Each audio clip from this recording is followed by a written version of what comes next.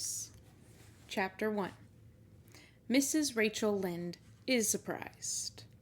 Mrs. Rachel Lynde lived just where the Avonlea main road dipped down into a little hollow, fringed with alders and ladies' eardrops, and traversed by a brook that had its source away back in the woods of the old Cuthbert place.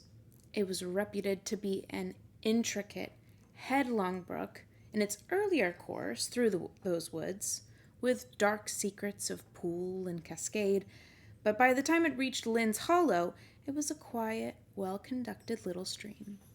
For not even a brook could run past Miss Rachel Lynde's door without due regard for decency and decorum.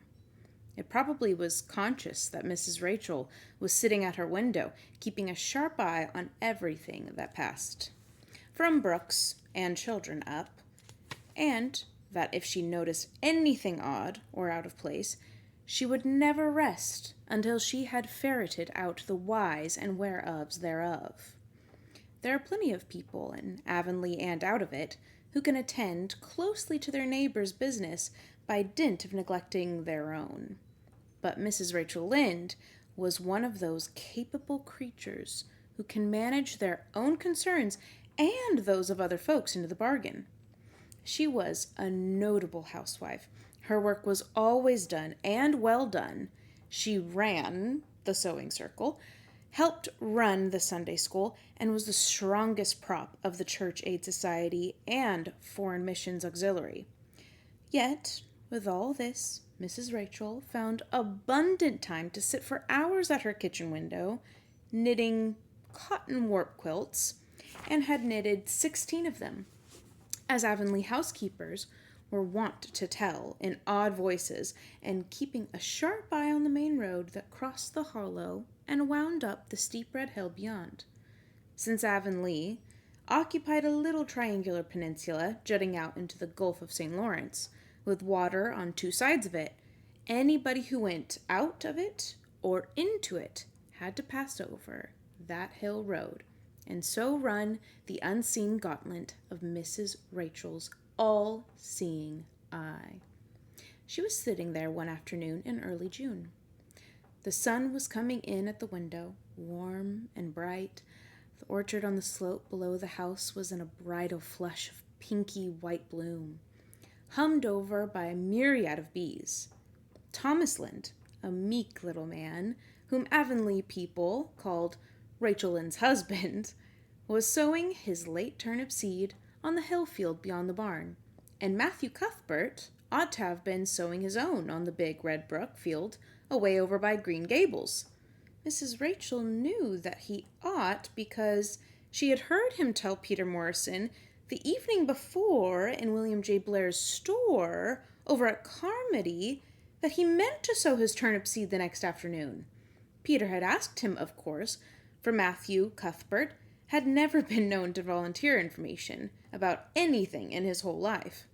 And yet, here was Matthew Cuthbert, at 3:30 on the afternoon of a busy day, placidly driving over the hollow and up the hill.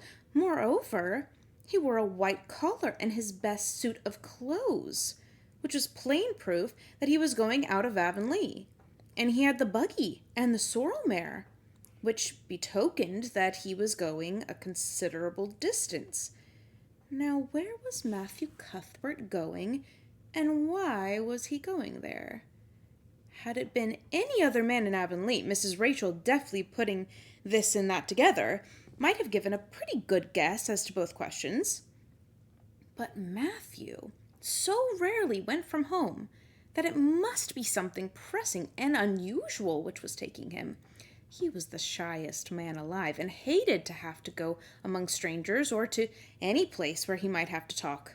Matthew, dressed up with a white collar and driving in a buggy, was something that didn't happen often.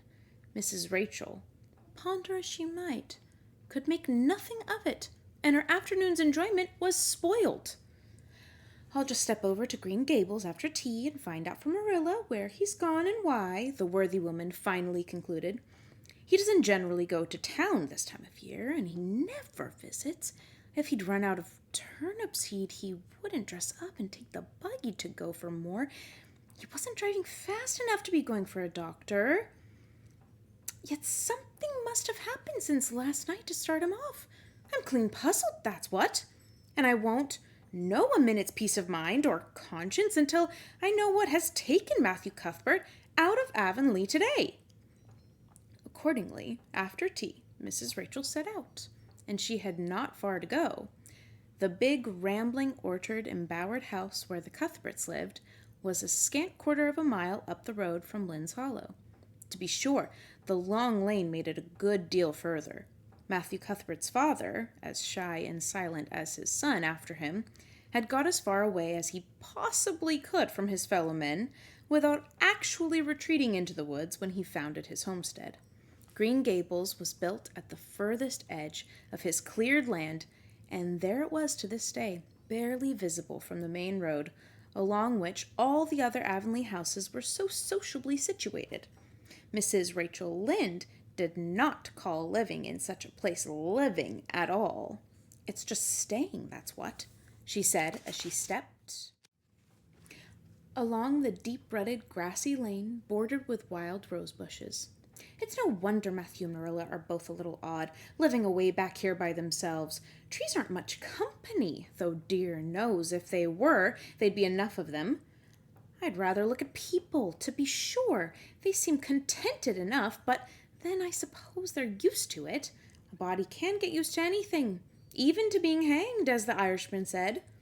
With this, Mrs. Rachel stepped out of the lane into the backyard of Green Gables. Very green and neat and precise was that yard, set about on one side with great patriarchal willows, and on the other with prim Lombardies. Not a stray stick nor stone was to be seen, for Mrs. Rachel would have seen it if there had been. Privately, she was of the opinion that Marilla Cuthbert swept that yard as often as she swept her house.